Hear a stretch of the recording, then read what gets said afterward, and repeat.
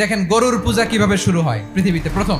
বনি ইসরায়েলের এক দুষ্ট লোক ছিল, নাম সামিরি। সে সবাইরে বলল তোমাদের স্বর্ণগুলো ফালাও। স্বর্ণগুলো ফেললো, বনি ইসরায়েলের স্বর্ণগুলোকে গলিয়ে গরুর বাচ্চা বানালো, গোবৎস।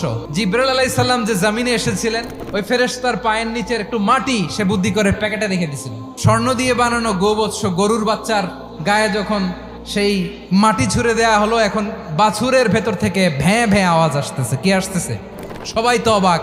সামিরি বলে, আরে তোমরা যে 70 জন দিয়ে মুসা আলাইহিস সালাম রে পাঠাইছো ওইদিকে, এত ঘুরতেছে, আল্লাহরে খুঁজে পায় না, আল্লাহ তো এটার ভিতরে ঢুকছে।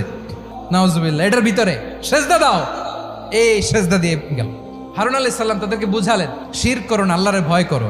শুধু এতটুকুই তিনি বুঝালেন, দাওয়াতি কাজ পালন করলেন, কিন্তু প্রতিরোধ করেন নাই।